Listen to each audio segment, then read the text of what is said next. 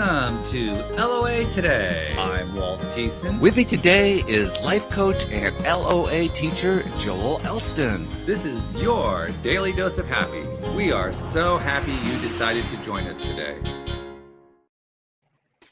And we are into the first Tuesday show of 2024. So happy New Year to those of you who are Tuesday listeners, to me and Joel as we explore every single rabbit hole that can possibly be explored in the LOA universe.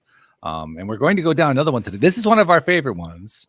It's going to be about how to stop negative thinking. And ironically, we're going to do that by stopping negative thinking. That sounds very repetitive and redundant, but in fact, that's literally what we're going to do. We're going to do it by thinking in order to stop negative thinking. I think I'm confusing the issue, Joel. I'm going to let you explain it. This came out of a video you found. Why don't you tell us about it? I have no idea what we're talking about. So, by the way, I'm comically unprepared. Oh, okay. Well, I'll help you with it then, because you shared a video on Facebook, and the video was by a gentleman who was presenting a method for stopping negative thinking. Okay. And the method he proposed was to use an acronym, THINK, THINK. And THINK has 5 different pieces to it. The T stands for true, the H stands for helpful, the I stands for inspiring, the N for necessary, and the K for kind. And what he's suggesting is if you can focus at those particular times where you're really caught in that negative thinking trap, if you can focus on trying to identify what is the state of each one of those different pieces of think, then you can shift your negative thinking into a more positive vein. Yes. It was a good video, and it was something I never really heard put that way. I like how you started the description, because stopping negative thinking by thinking it seems counterintuitive. I mean, you're in the process of negative thinking, so you're going to use the same process. It's like my old favorite statement, the brain is the most important organ in the body according to the brain. So I like that. yeah. So it's like, of course it feels that way.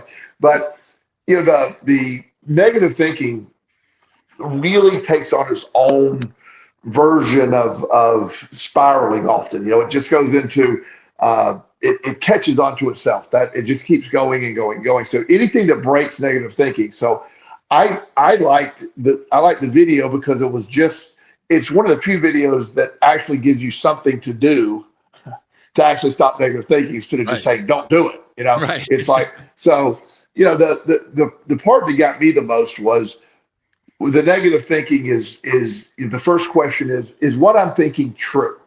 Is this process, or is it just me anticipating negative? Is it just me using old stuff happening? Is it really true? Okay. An example for me is, my son's car is really an obnoxious expense in my life. Is it always something? It's just always something. So he told me that he cracked his windshield the other day, and I was like, okay, this is no big deal. But, the idea was, I called the insurance company, and they said, because I had heard somewhere there's no deductible on windshields, but they informed me that we have a $500 deductible. Ironically, the windshield cost about $700. So, so I said, well, I'm not going to give you $200. I'm just going to pay for it. So I started this, like everything, this is ridiculous, and this car is costing too much money. And I started the process of just going down a rabbit hole of negativity about the car, not life in general, but about the car.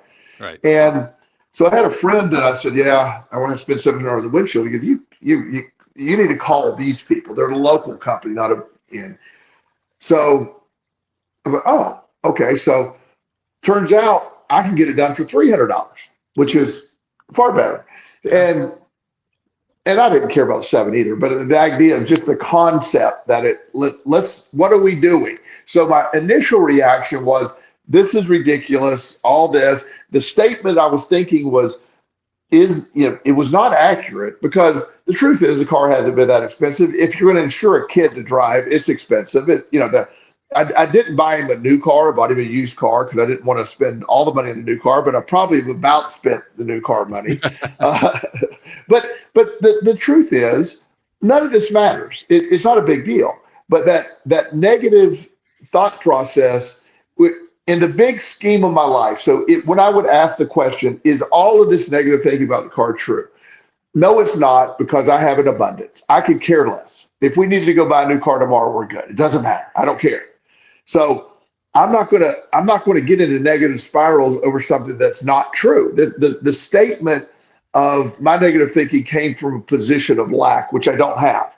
But I was thinking with a lack mindset, like, and nobody likes to spend money they don't have to spend, but this is not a big deal on my horizon. So I like that idea of anything you're thinking, is it true? And of course, what I always do is, so I listen to his, like you said, the think, all the stuff he said, but I like to do sort of my own idea of, like, I do like the true statement, but I like to go further. Could this really affect me? If this negative thinking, am I creating based on, I have a litmus, I asked a checklist on negative thinking. Mm-hmm. And 99% of negative thinking is just based on old historical stuff that's not even remotely true anymore. But the brain feeds back on negative stuff to bring it current. Right. Okay. And that's what, but the concept that having a checklist for negative thinking is what I loved about the video. If I'm trying to make sense here, the mm-hmm. checklist, whether I liked all of his things, I did like the truth concept. But I also like the idea of just, why don't we create our own checklist for negative thinking? Yeah. Yeah. Well, also it struck me that the idea of using an acronym like this is a way of kind of reminding ourselves how it is the negative thinking becomes so strongly negative in the first place. It's through the repetition. It's a repeated form of thinking. And the more we repeat it to ourselves or in our conversations or whatever, we are essentially making it more and more powerful every single time. Yes. And in the process of making it more and more powerful, we're basically setting everything up into, I guess I'd call it an exaggerating echo chamber. It's an internal echo chamber that really only we hear. And every time that we echo our negative thought in there, it gets worse. It's worse than it was 5 minutes ago. It's worse than it was 10 minutes ago, 20 minutes ago. It just keeps getting worse and worse and worse and worse. So for me, the true question that's being asked here, is it true, is really about, is it true, or is it simply I've taken it to the next level of exaggeration? Yes. Good point. Yes, I like that. That's clearly, I like how you said that. Because if the truth of it has now become how exaggerated is it, then it becomes very clear what the answer is. No, it's not true. It's just exaggerated. Right. So this is a process of thinking that, we all know with the spiraling of negative, or I would assume we all know the spiral of negative thinking and how it feeds on itself. So any of these, creating your own acronym or using this acronym, the truth concept and the filtering of truth, is a way to break that, because everything happens in, there's energy in negative thinking. That's, there's momentum in negative thinking. There's momentum in positive thinking. Yeah. And so just being able to have any type of tool to break that and not entertain it, not allow it to go any further. And that's what struck me about the video, is it gave you something to do. Mm-hmm. You could have said, jump up and down and, scream something 5 times. That still would have been something to do. But it makes sense what he was saying. And he seemed like a pretty sharp guy. I like some of the stuff he was saying during the video. So I do agree with it overall. Mm-hmm. Now, the second word too, I think, ties into what we were just talking about, this exaggeration component, because the second word, the second letter of the acronym H is for helpful. And so now it becomes, is this exaggerated negative pattern helpful? When you put the word exaggerate in there, well, first of all, it's not helpful just to be, just to look out for the negative. But when you put the exaggerated part, there's nothing helpful about the exaggeration, unless your goal is just to make it worse. Yes. In which case, it's very, very helpful for that. Yeah, but and that's why I like that. Is it being exaggeratedly that is negative when you exaggerate it, and is it helpful? as you said, negative isn't helpful, but exaggerated negative is harmful. I mean, it's not even neutral. It's just Right. terrible Yeah. because you're creating you're creating an extreme traumatic response to a very unlikely need for that response. I mean, so there may be something wrong, but when you escalate everything to DEFCON 1, when you escalate the most minimal problem to a trauma, you're constantly in trauma response. And so, is exaggerated negative thinking helpful? Of course it isn't. Is it harmful? That's the real question. It's very harmful because it gets you in a much elevated state that you don't need to be. And people can get very, this is my theory, I believe you can become very addicted to exaggerated negative thinking. It's neuroticism is sort of that in some way. Yeah, I think it's very true. I laughed at it, but I actually like your reference to DEFCON 1, Defense Condition 1. Yes. Because that's where you get when you're in that negative spiral that just keeps getting worse and worse and worse. It literally feels like you're in a war. Yes. And that's defense condition 1 is exactly that. I'm in a war and I'm now trying to figure out how to fend off the incoming attack. Yes. Yes. I have a friend, she was going through some stuff and we're not very close. She lives in another state. And so she texted me, she said, can we talk soon? I have some stuff I'd like to run by you. And I said, I would love to, but I'm pretty busy. I'll get back to you. But I don't think it's going to be for a few days. Well, with all that I have going on, I forgot. And so, which I feel bad about that. I apologize for forgetting what she meant. She said, so a couple of weeks later, she said, I don't know what I did to offend you. But I didn't think you would ignore me. And I go, I wasn't. I'm so sorry. I just did not follow. I mean, you sent me a text message. I had like 30 text messages after you, and I forgot. And I'm wrong, and I apologize. But she had created this entire negative, something that she said, I thought you were mad at me because of what happened, whenever. And I don't even know what you're talking about. I just, I simply forgot to send you a message, and I'm very sorry. But she laid it out like, oh my God, she had thought about that hard for a while and was very upset. Yeah, and heck, I've done that. I think anybody listening to this has done that at one time or another. Yeah. It's especially when it comes to like communication or I don't keep up with who likes or doesn't like my Facebook post, or I don't do all that stuff. I just post and it's either, whatever happens. But I've had people say, you haven't liked my Facebook post for 3 weeks. I'm like, I haven't seen your Facebook post. I don't go seek it out. Right. The idea that people have this negative spin because of a lack of whatever, they have turned it into so each person is living and dying a moment of, wow, I wonder what I did to upset. When you got to understand who I am. If I'm upset with you, I promise you I'm going to tell you. Yeah. Which is actually assuring. Reassuring. Yeah. It really is. Yeah, I don't like the ambiguity of it all. I don't like to ghost people. I don't like to do any of that stuff. If we're upset, we're upset. Mm-hmm. If you are wondering that, ask me. And be prepared for my response, because I like to be pretty blunt in my response. Yeah. I mean, if you're going to poke a stick at the dog, don't be surprised if the dog bites. Yes, exactly. It can happen. yes, completely. So, but again, as you look down, the acronym here, that to me, the one, is this helpful? And of course, as soon as the question is asked, of course, it's not helpful. You can see, I also like to take it even further, just in thought in general. If you're having intrusive thoughts that sometimes aren't necessarily negative, but you can't let go of something, is this helpful is another question I use for that as well. Does that make sense? That is this helping? If this overthinking is helping on some level, let's continue that. But if it's not, let's move on from that. Right. It's kind of a check, isn't it? Like, Yes. do I really want to go ahead with this negative thinking? Is that really what is going to serve me the most? That's what the H is saying. Yes. Is Yes. basically asking us to answer.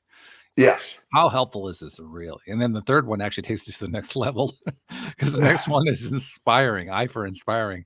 And I think we could all pretty much agree there's not a whole lot inspiring about negative thought patterns. No, in fact, that was the one that sort of, to be honest with you, seemed a little silly. I just think, I think maybe it's designed to make you laugh. Maybe that's the whole point of that. Maybe it is. And maybe he just needed the word to make sense. So you throw that in there. But it's like, that one you can sort of go, okay, clearly nobody's thinking this is an inspiring train of thought. Productive might be another question. Is it productive at any level? But the P doesn't fit in there, so you need the I. No, think doesn't quite spell out right. Yeah. So yeah. Maybe Russian. I don't know. It could be Russian. Yeah, send your letters to Joel at. Yeah. Oh my goodness. But the next one actually does make some sense. The N of think stands for necessary. Yes, that was one of the best. Yeah. Is it necessary? And as soon as you read the word, like, of course it's not necessary. Right. But doesn't it feel necessary sometimes when you're in the middle of that? Yeah. God, yes. Yeah. In fact, it's unavoidable. I mean, necessary. Yeah. Go far enough. I have to do this. I have to. If I don't overthink it, it's like, I try to tell somebody the other day, like, you have today, and you're going to get done what you're going to get done today. That's all you can cram into today. So worrying about 3 weeks from now is not a necessary concept. You're spending energy on the future that it's not going to be the same situation. So necessary in today, not just necessary, is this thought at this point in time necessary? You may have some concerns that are necessary. I need to address something, but nothing negative is going to be necessary at that moment. And it goes against that. But it feels necessary. That's overthinking sometimes feels productive when it's not. I think there's also another advantage to having the word necessary in there, which is necessary. When you say the word necessary, is it necessary? There's an implied ending to that. The implied ending is it necessary? Necessary to what? Yes. Yes. Is it necessary to continue to be negative? Yes. Is it necessary to feel miserable? Is it necessary to feel trapped? Is it necessary to feel stuck? Yeah. When you complete the sentence, all of a sudden the whole question of necessary takes on a different meaning. It does.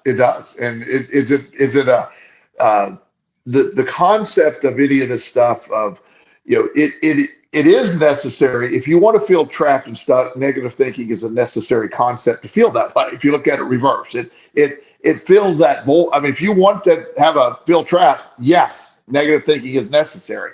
But on the other side of it, it's, when you realize all of this is a voluntary concept going on in my brain, and it's involuntary on some level until you identify it, then it becomes voluntary. Yeah, that's true, because most of the time we don't identify it, do we? Right. In most instances, when we're stuck in those negative thinking cycles, those trapped cycles, we're not thinking about what it is that we're doing. We just feel the result of it. Yes.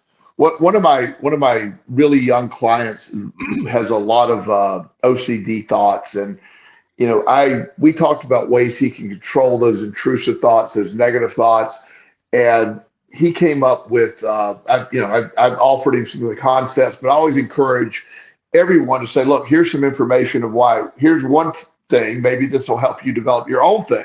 What works for you? Right. And so he said, like, when he called it as a movie, when he has one of these thoughts, it's like he plays the same movie over and over again. And and so he was watching a movie that had an old movie being made. And he heard the director yell, "Cut." So the moment he has one of those thoughts, he goes, "Cut," and just immediately forces a new thought not related. Wow. It's shockingly good. It works real well. I've shared that with other clients, and this is created by a 12-year-old. So, well, that means it's bound to be good. Yeah, it's usually the best stuff. But he has this hand motion where he goes, cut. And then he will not allow another word of that thought to come out and would shift over to something else. And it has drastically improved his quality of life. I like that. That's really, I'm going to remember cut. Yeah. I've tried stop. Stop doesn't really work, but cut. I like that. Well, view it as a movie.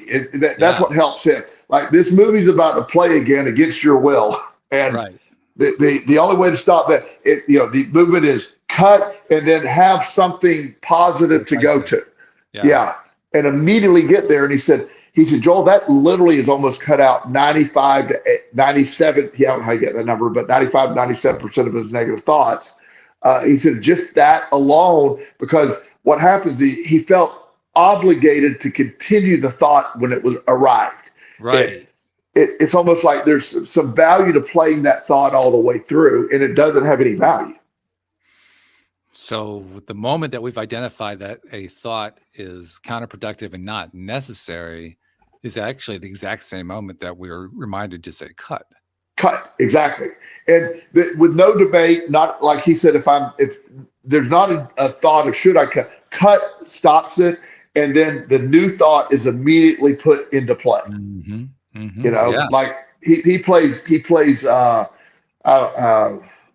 don't know what sport he plays. He plays some sport, and he's very big into skateboarding, for example. So one of the things he'll do is, cut and then and immediately go, I got to get my skateboard fit. I want to get that new skateboard. I want to do it. And he gets into something that his brain does want to think about. And so it isn't like it's almost like, oh, that's better. That's more shiny. Let's go think about that. That's positive. And so he's really, I've always said, if you want something done well or come up with new ideas, ask a 12-year-old. And so I've shared that with a lot of my adult clients, and just using that word cut with his hand motion, there's something about that for him. Boom, cut, new thought, and it helps a lot. Yeah, well, I can see why it would, because it combines a word, and words are powerful, with an action. Yes. It's a very short action. It's brief, but yes, it's a cutting motion, like a karate chop or something.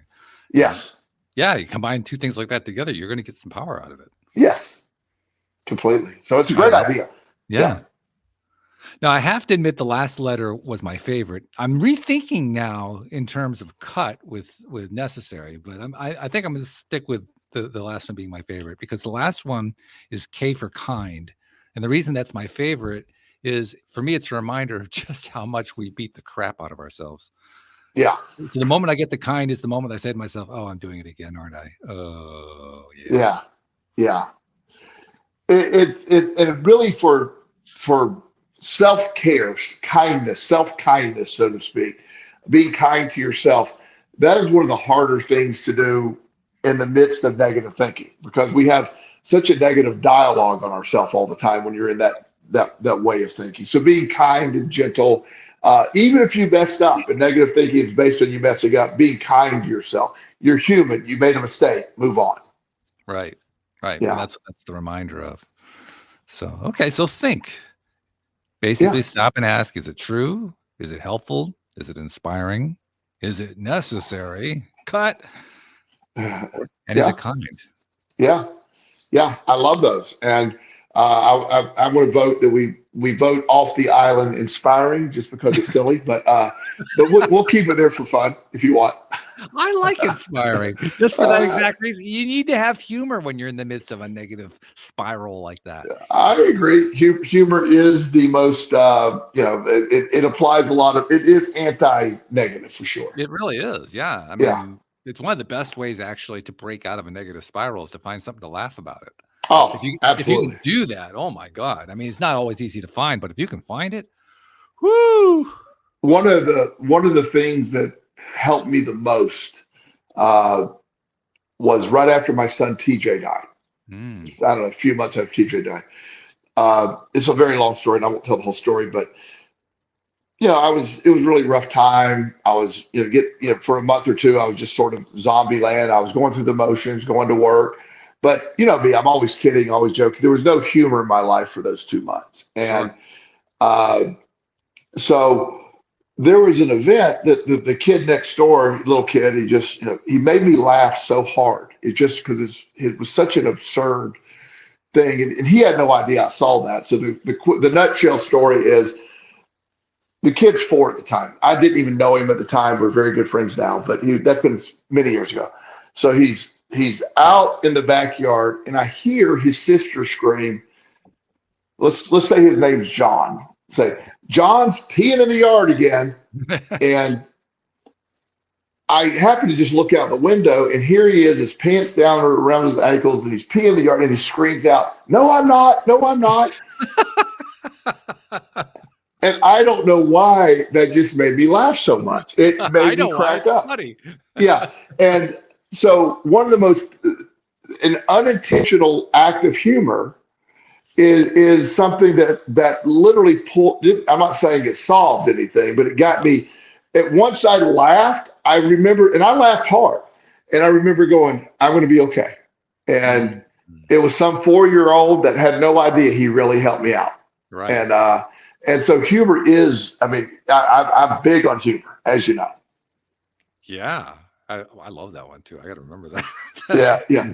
It's hilarious. Well, just to hear it live, because you're trying to, I didn't know these people at the time. They had just pretty much moved in, and I wasn't in the mood to really introduce myself, but I just had my back screen door open. It was sort of a spring day, and you're hearing, they're always screaming, they're always loud, and so you sort of ignore them, but just John's peeing in the yard again, and when you look out, his little shorts around his ankles, peeing straight up in the air. "No, I'm not. No, I'm not." And it was one of the funniest things. And so in fact, I was talking to his mom, but reminded her about that this weekend, that it's just one of the things that I will, he's like almost 12 now. Okay. And he's really, really a great kid, and we're very close. But it was such a lifting moment. It was such a humor saves me. It's humor. That's the time. But it also gave me the ability to say, it's going to be okay. If I can laugh, it'll be okay. Isn't it great too how life will bring us these seemingly unconnected moments? Because that seems completely unconnected to the death of your son. Yes. And yet you connected them, and they connected in a really helpful way. Right. Well, I mean, if you take the synchronicity even further, I mean, our families have become so close, and you know what I mean? We're just very supportive of each other, and they become very dear friends, basically because of that encounter, and then because I always looked at him a lot differently after that, and he knew I was a big chocolate fan, so he used to sneak me little Reese cups, and so it's just really cool kid. But it's this idea that we took something that not related, but it was so helpful to me, and he doesn't even know how I've never discussed it with him. When he's old enough, I'll explain that to him. But that was very valuable to me, and so humor is. If you can find your laughter, it solves a lot. And I have humor as your number one, pulling people. If I can get somebody to laugh, that's good. I have that as number one, and number 1A is if you really want to pull yourself out of a deep, dark, whatever, you write somebody a letter that you're grateful for and tell them why you're grateful for them. And that is a really good tool too. So humor in that is a good way to break out of negative depression, negative spiraling. But anything that takes action away from the thought is the point. Yeah, that's the focus, isn't it? You're redirecting attention, even if it's only slightly. You have to redirect attention away from where you've been giving it, because otherwise you're just reinforcing the same thing over and over again. That's absolutely. Yeah. And if you don't have an outlet to change that thinking, then you get into this negative circle. It becomes more that people don't realize they're sort of stuck in these negative patterns, and their life becomes negative, and it's just reinforced every day. And what a horrible way to live. And most people that live that way don't realize they can stop it. Yeah. Well, even those of us who are conscious of it find it can be challenging. So if you're not conscious of it, it's going to feel completely overwhelming and impossible to surmount. Yeah, absolutely. Yeah. So yeah, having a tool like that is definitely helpful. And the gratitude one's an interesting one. I have to admit, I've tried doing that. I can't always get there because gratitude is such a higher vibration than depression or anger or something like that. So it's a long way to reach, but it can be done. Well, and I go as far as, describing the exercise that I ask people to do. Think of someone who went out of their way unselfishly to help you along the way. And I want you to write, preferably handwritten, not my handwriting, I have to type, but people who can actually handwrite, write a letter if possible to someone, to this person, and explaining in detail how much they mean to you, how much they helped you, and how grateful for their presence you are, their presence is in your life. And by the time you get to the end of that letter, with the full intention of either emailing it or I prefer to hand deliver it if possible, that you can't be depressed and be grateful for that person at that level. Yeah, I would think that would be true. I would think that'd be true. The challenge, I think, is actually finishing the task. But if you can finish the task, agree. Yeah. Now, if you're down enough, it's hard to finish the task. It's hard to do it. But if you are able to do it, gratitude is the single most powerful position that we have. It is the most powerful mindset because it attracts more things to be grateful for. Making decisions when you're grateful in your life, you're going to make much better decisions. It's such an important thing to implement. Yeah. Hey, you used a word earlier that was, talk about serendipity. It was serendipitous because it was also used in the episode that I recorded earlier today with Anne Marie Young and our guest. And we kind of touched on it at the very end of the show. And I said, we need the whole show to do this one. Well, I don't have a whole show to do it here either, but I wanted to bring it up and get your take on it because you used the word productive. Yes. And that word productive, well, it can be used a lot of different ways. I mean, in the context of what we're talking about here, you can think of, well, how productive is it to be engaging in negative thinking? Or you could also flip it around and say, well, I am very effectively increasing my negative thinking by continuing to focus on it. So in that sense, there's a weird kind of productivity going on.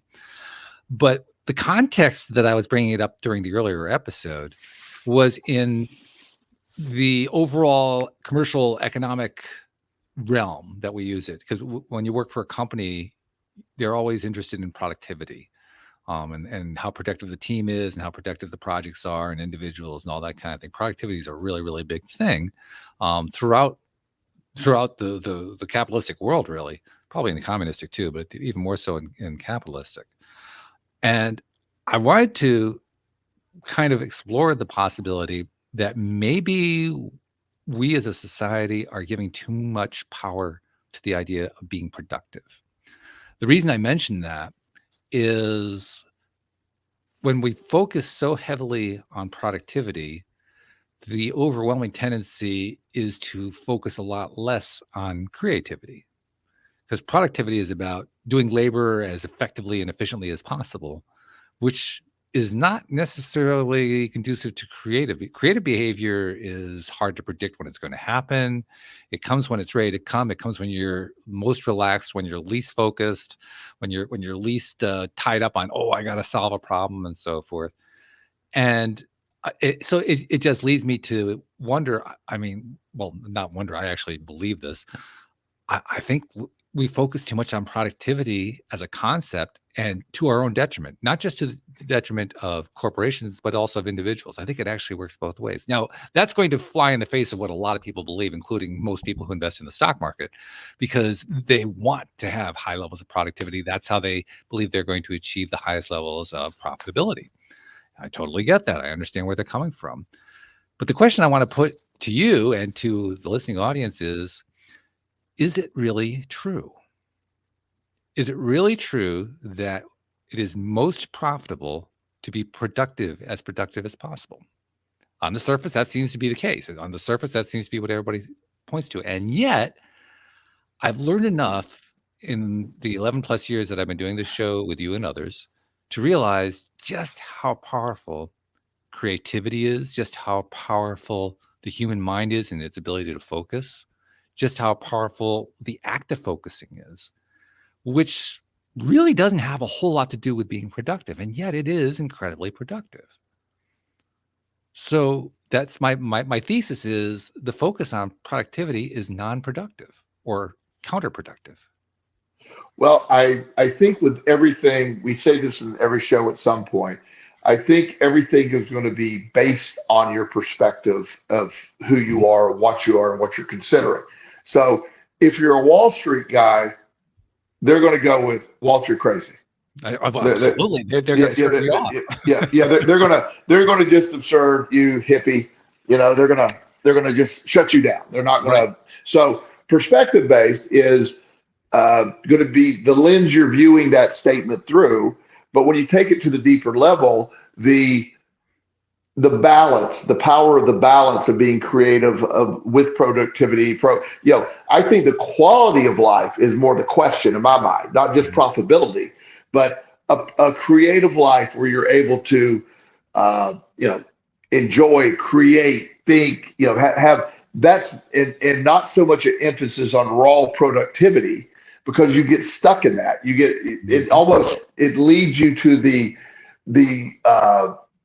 sort of that over wanting, that wanting it too much, which has a reverse effect of the law of attraction. Yes. So, when you, like, I know companies that are so, Amazon, for example, their warehouse, not their drivers and all that, but their warehouse, they are super demanding. I mean, you're going. You get a couple minutes in the bathroom. They are very, very tense is the word. They're very, they're demanding what they perceive as productivity. I would go with anal, but I'll go with tense. Tense is okay. Yeah. Thank you. Yeah. But also knowing some people that have worked there over the years, the idea that doesn't necessarily make things more productive. It gives the illusion of more productivity, but people aren't enthusiastically operating. They'll always find loopholes. They'll always slow it down. So they're almost fighting the system. Where if you encourage people to, have some creativity, have some more, let's look at the bigger picture. Happiness is part of the equation. Employee happiness. And Amazon's turnover rate is outrageous in their warehouse. It's and they'll hire about anybody. It's a good job for somebody, but there's not a lot of processing going on there. They just hire you, and they're assuming you may last 3.2 months or whatever their statistic is, and we'll just keep hiring people. That's what they do. And it's not the most productive way, but they think it is. But that's just the point. It's not actually productive. It seems it on the surface it appears to be productive. Yes. But it really isn't. Especially if you take into account the cost of new employee acquisition. And that's not the metric. I won't even go there, but that certainly has to measure in. No. Yeah. Well, it costs a lot to train an employee. There's a lot. Also, in full disclosure, I am an Amazon stockholder, so I'm not being negative. Go Amazon, keep doing good. I'm just using that as an example because that's the obvious one here. But I look at companies that focus more on creativity. Our ultimate job is to be productive. Like Google's campus is really focused on creativity in a lot of ways, but their productivity, they're one of the biggest companies in the world, and so they're very productive coming from the creativity. And so there's models of how you can combine that, but you as a person determines what productivity means to you. And if you're just raw productivity, I think you're missing the whole point, is I think what you're saying. Well, I would go a little bit further than that. I would say that what you're calling raw productivity is actually a form of negative thinking. Yes. And the reason I say it's negative thinking is that it's based on fear. It's based on the fear that if you don't turn the entire employment team into a well-oiled machine, you're going to lose money compared to what you could make. The problem is it's false. It's false because it's based on the idea of fear. And anytime you put fear into the equation, you're going to lose. It seems like you can win. It always does. That's why people are so drawn to fear-driven stuff. That's why so much marketing is fear-driven. They think, oh, if I can just inspire the right level of fear or anger or angst or whatever in the consumer, they're going to buy this product that we're trying to sell. Yes. And the thing that makes it particularly confusing, I guess perhaps is the best word, is that there is some truth to it. You can inspire consumers to buy using negative emotion. The flaw in the thinking, though, is that it's fear-based, and because it's fear-based, it's actually less productive, less able to sell than if you could flip it around, if you could find a higher vibrational place to sell from. Right. And that's the hard message. That's the message that the Wall Street people don't want to hear, because they don't have any metrics on it. There are no analytics on that. There's not. And one of the things that happened, in the recent presidential elections is when there is no positivity left, and nobody's telling you what they're going to do for you in these elections anymore. No. They're telling you how bad and evil the opponent is, right, and how their job is to they're planning on raping your children, taking your guns, right, and and basically making us China. That's what they're selling you on. Or if it's the left wing, it's they're going to destroy the planet. They're going to ruin the ecosystem. Yes. They're going to basically undermine all the human labor, and all the usual issues, right? Yeah. And so, no matter which side, that has become politics nowadays. There's no. Hey, my opponent is a pretty good guy. We just sort of disagree on these areas. Here's my strengths. Yeah, that's gone. That's gone. There is none of that. You're not telling me why that guy's evil, but if you don't vote for me, this guy is going to take everything that matters from you away. Right. And that's what they go. That's how they do it. And so that's politics now. And there's so much evidence. So Wall Street looks at that and said, my goodness, that Fox News and CNN, the highest ratings ever are during these crazy argument times during elections, and they're making the most money ever. I've used the example before, and to make a point, on any given day when there's nothing going on, the Weather Channel's rating is like nothing. They have a really low viewership. I love this. Yeah. But you put a hurricane in the Gulf, and boom, they're way up there. Where that dude that shows up at hurricanes, what's his name? Don't know his name. But he's always on the news. He'll show up and stand out there in the wind. And so Weather Channel's really popular during hurricanes. So it worked so well for them, they started naming winter storms to give them more threat. Like instead of saying we have a nor'easter, we have the Steve nor'easter. It's Steve is, and so now by naming these winter storms, it elevates them. And it's been proven their ratings go up since they started doing that. That's really quite illuminating, isn't it? Yeah. I mean, it's making it very, very clear how they're getting our attention. Yes. And we're the ones giving the attention. Let's not beat around the bush here. We are the ones giving the attention. The human population, it wouldn't work if we didn't do it. Yes. Yeah. One of there's several of these videos, but the one that I always love the most is there's this on Weather Channel during one of the hurricanes in Florida. There's this lady, and she's holding onto her hat, and she's fighting the wind. She's leaning into the wind. It's 100-mile-an-hour winds and all. And in the scene, these two dudes are just walking casual. And I'm like, oh yeah, and she even started laughing. I mean, it was this very dramatic live shot, and she was just, what are we going to do with this? And these two guys are just walking along, talking. But again, the drama, the exaggeration, that's what sells it. Negativity, fear, those things are where the money is. Those things are what get in. And at the end of the day, we've become so bottom line money driven. The idea that works. So productivity to those people are creating fear. To be productive, we create fear, we make more money. And there's evidence to prove that. Yeah. So I think what is ultimately going to happen here, now this is pure speculation, this is blue sky. I can't give you any evidence to support this. This is just my take on things. But I think what ultimately is going to shift this is that it's going to be part of a larger trend that has been going on for quite some time. You mentioned politics, for instance. I think one of the things that's happening in the world of politics is that our political institutions are losing credibility. Yes. I don't care who you're talking to, left, right, center. I mean, people are just losing faith in political institutions. Same thing with the news. I mean, people are losing faith in the news. The various institutions that we've taken for granted in our society and in our societies around the world over the last, 50, 100 years, something like that, are crumbling. Yeah. It's a long, slow, almost erosion-like crumbling that's going on. And I think ultimately that is the process that in the long run leads us to finally recognize how we were undermining ourselves with our emphasis on productivity. Because in this case, the productivity that we're talking about is, well, how productive it is if you ratchet up everybody's negative emotions. Yeah. Yeah. And you see that. And so when your metric is of productivity, and that's the key word. What metric are you really using for productivity? That's what you got to look at.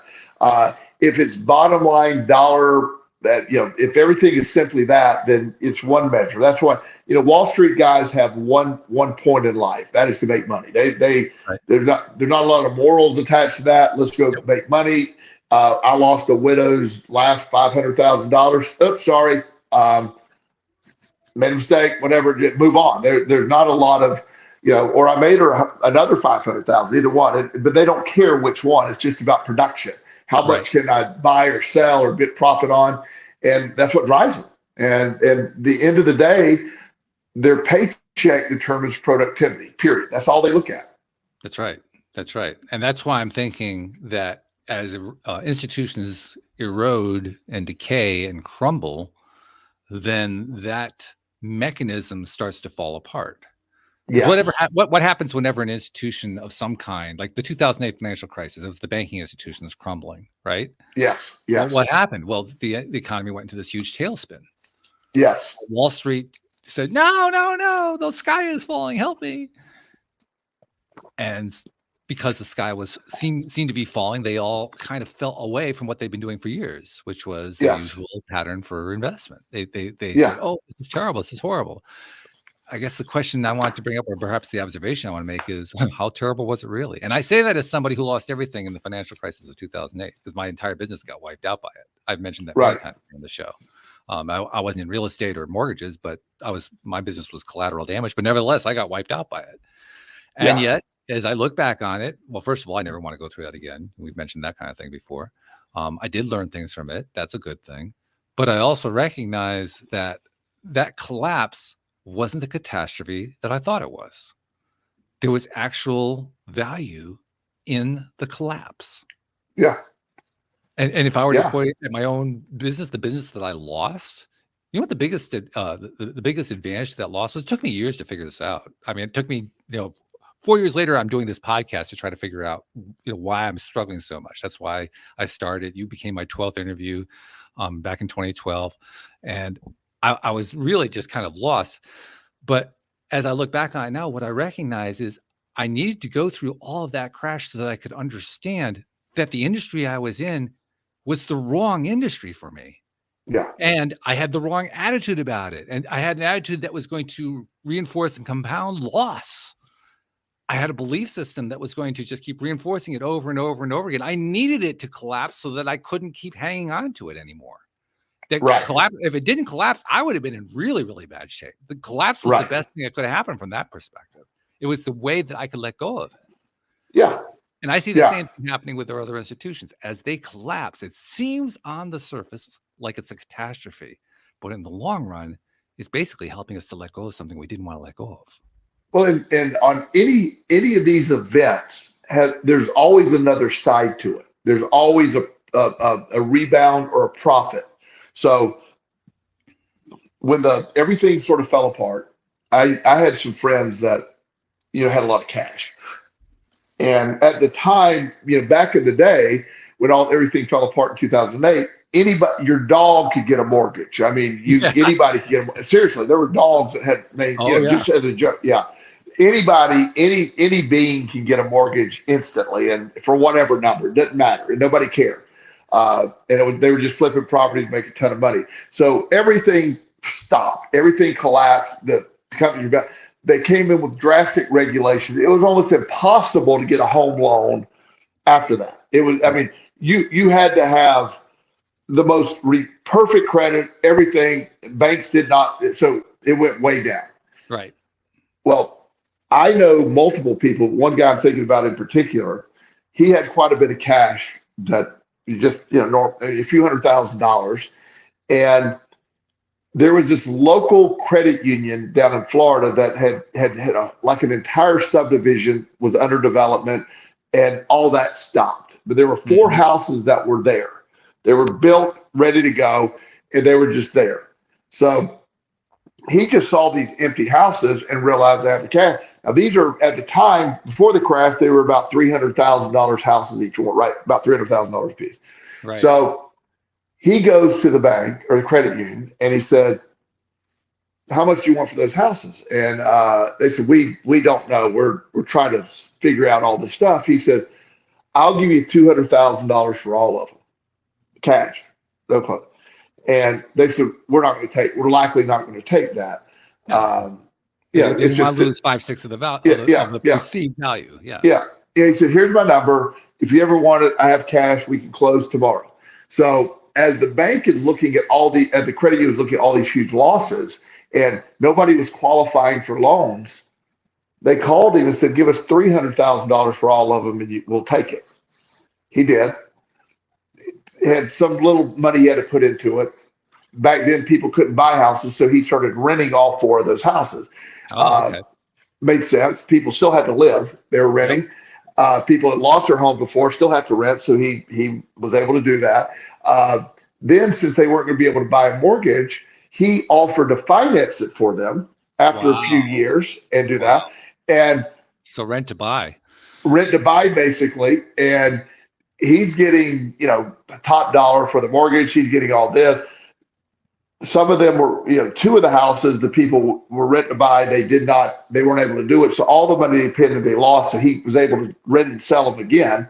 Mm-hmm. So his $300,000 investment and probably $100,000 repair, $400,000 is what he has in the property, basically. He sold all of them for a total, when you add it up, for $1.6 million profit off of all the stuff. So opportunity existed after the collapse. There's always opportunity after. When the pandemic started and everything was collapsing and nobody knew what was going to happen, I made a statement to my client, I don't know how, but we're going to come out better because of this. I don't, and I can't tell you why, but we're going to come out better. And I have several young clients that started their own business, entrepreneurial stuff. Working from home became a thing. There's these side hustles that became a thing. They went out and figured out how to do it. I have had my best years since the pandemic began. I had the highest demand for me of all time. Wow, that pandemic was a big boost in my life and to my client's life. And it was, sky was falling back then, remember? It was all falling apart. And so that narrative of, like you're saying, when life is going to have these moments and your perception of them being negative or the world's falling apart is, again, understanding how this all works, staying with it, not giving up, keeping that mindset right. The comebacks are always there. The next step is you lost your business in 2008. And eventually that was simply a redirection, as you're saying. It's a redirection. And accepting the redirections without wallowing in the pity of it, all that self-pity of all that is sort of to me, the secret of life. I wish I'd done that, to be honest. If I could say that, I'd be really happy, but I can't say that. It took years to get past it. Yeah. Well, no, but also you didn't have any other way of really understanding how to deal with that, exactly. But like right now, the mindset for me is I have multiple things going on. I have my friend and I are looking at starting some business stuff together because she's super organized and I'm pathetically unorganized. And I still have this mindset. Look, we can try it. I mean, it doesn't matter. I mean, I like to throw a bunch of stuff up. Some of it's going to work, some of it's not. We're not going to get stuck on it. Let's just go. Let's do stuff, and it's going to be fun. And she has a skill set I don't have, and I have some skills that I'm sure she has, but I'm probably I'm the big picture guy. She's the detail person. That's a good thing. That's good to have that teamwork. Yeah. I've been discovering that in my own life. I haven't really talked about it much here on the show, but I think I've told you I've got a project I've been working on for the last 2.5 years, trying to basically create a way to have an income for people who are Facebook group administrators, because they really get abused by Facebook and they put a lot of work in. They get no compensation for it, and they're dealing basically they're trying to deal with the fact that Facebook's algorithm is a really, really bad algorithm for keeping bad actors out. So they have to do all the hard work themselves. They have to do all the heavy lifting, and they aren't being rewarded for it. And I keep asking myself, I was asking myself then, how do you reward them? There ought to be some way to be able to pay them. Why can't Facebook pay them? And what I ended up coming to the conclusion was, well, all we have to do is just find a way to sell advertising in the group and then, share the revenue with them. There's instant income. Well, that sounds like a really, really easy concept. It's a lot harder to actually implement. I've been spending the last 2.5 years finding every single way possible to not make it happen. I have hired. You've eliminated. Yeah, I'm good at it. Let me tell you. Yeah. Good job. I've hired 4 different development teams. All 4 of them have completely failed. The 4th one failed less than the others, so that was an improvement. But it was still a failure. And it finally dawned on me after the 4th failure what one of the major reasons for the failure was. It goes back to my own experience, because years ago, I was a graphic designer. By accident, I found out I was a graphic designer by somebody who hired me because he saw it in me and I didn't see it in myself. I'd been hired for something else completely different. But I learned how to be a designer, and I learned how to be a low-level developer. That was the web business that got wiped out in 2008. I knew how to do both sides of it. And so I assumed, well, everybody else who gets in the field knows how to do that too. It was completely wrong. It was a completely wrong assumption, because as it turns out, the 2 functions use entirely different sections of the brain. The programmer side, the developer side, is completely left brain. It's all linear thinking, all logical thinking. Yes. The right side, the designer side, is all about the big picture thinking, like you were just talking about. They're 2 entirely different thought processes. You know what the amazing thing was? The amazing thing is I could do both at one time. That was the amazing thing, but I made the mistake of assuming that everybody else could do that. Once I finally recognized what my mistake was, literally today, I hired a designer only to do the design part and not do the development part. And once I've got a design, then I'm going to go hire a developer and say, okay, here's a design that you can physically see. You can see exactly how everything lays out, how it all connects together. You just got connected. Use the programming to connect. And I know I'm going to get the final product I've been looking for. That's right. 2.5 years to figure that out. Well, yeah. But you're right. You got there, though. I got there. That's the key. Yeah. And the reason I bring that up is in the context of stopping negative thoughts and in the context of this productivity discussion we've been talking about. The way I was doing it before was based on what I understood about what was productive. Yes. And it turned out my assumptions about productivity were wrong. I was completely, totally messed up by this idea, well, you got to be productive. You got to have a productive team that knows how to do this with the design, that with the development. No, that's not the way productivity works. I forgot the creative piece of it. I forgot that you can't put analytics on creativity and expect to actually have good creativity come out of it. I forgot that. Yes. And once I introduced that, then I said to myself, oh, I just need to think about this differently. I need to approach this differently. I need to stop thinking in terms of what's productive and start thinking in terms of what works. Yeah, you nailed it. Yeah. And I like how, when you get stuck on one way of thinking, you get stuck on one concept. Mm-hmm. It takes a while to break, because you're stuck in a thinking pattern. Took me 2.5 years. Yeah. When you realize, I've shared this story before, but it's one of my favorite stories. I have a little cousin. He's a grown man now, but back in the day, I was having probably one of the more difficult times of my life. I was living in Tampa. Things were really rough for me. I basically was unemployed. No, not basically. I was unemployed.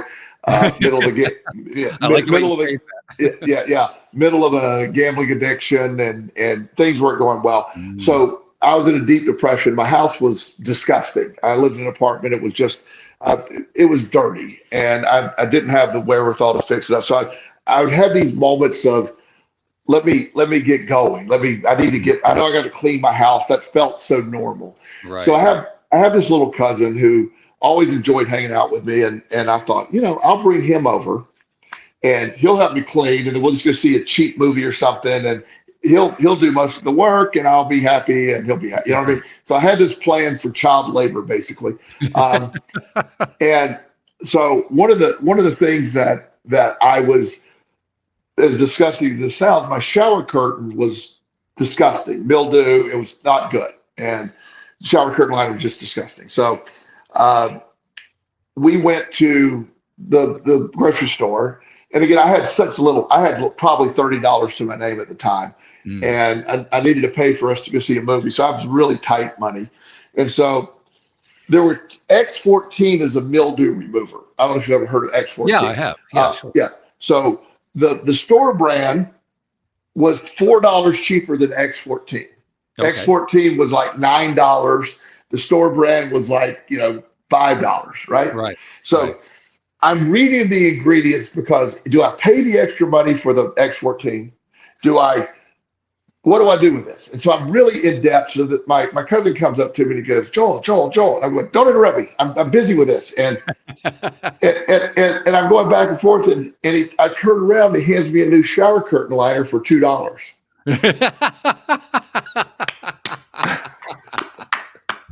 I love it. I love it. Yeah. I was stuck on one way of thinking. I was stuck on, we're going to go spend hours in this toxic smelling stuff, cleaning it versus all I did was take it down, crumpled it up, and it cost $2 for the shower curtain line. That was it. And it was such an epiphany to me at that moment. Like I didn't even look at that idea, that I was just solely focused on that one train of thought. That's what you're talking about. For 2.5 years, you knew what you wanted, but you were stuck on, this is how I would do it, versus This is how it has to be. Yeah. Yes. Ugh. It's truly remarkable how powerful our brains are. It's also truly remarkable how we misuse them. Oh, yeah. Well, I have my friend that I told you we're going to start doing some business stuff together. I made this statement. I said, I need your help because I'm highly inefficient. I don't get, I have so much stuff going on. I'm inefficient. She pointed out to me, she goes, Joel, you make a really good living. You take care of your son. You manage a lot. So it isn't that I'm not inefficient. It's the stuff that I take for granted. Most people go, "Wow, you're doing great." Mm-hmm. But writing my book, doing my public speaking, doing these things I want to do, I am super inefficient because of my ADHD. But my perspective is, I am inefficient, and that's not accurate. I'm not inefficient because the stuff that is the basic stuff, by anybody's, and this sounds arrogant when I'm saying it out loud, but I don't mean it to be, but by anybody's standard, I'm successful. I take care of my kid. I check the box. I got good, what I mean? I got all that stuff going on. I manage the basic stuff. So most people say, you're very efficient with that. And I am. I've learned to be with that. But taking it further, the other areas of my life, that's where my efficiency needs to be improved. Yeah, I think we all have one of those areas too. We have probably a number of them, each one of us. Yeah. And that's probably a good place to stop, because it reminds us, okay, time to take stock. What areas do I need to eliminate like that? Where do I need to change my thinking, my THINK? Yes, and one of the last things too, Walt, starting the new year, one thing we're very consistent about is, once again, we've run over. Yes. We're consistent still in 2024. It's good to know that we're consistent in that way, Yes, absolutely.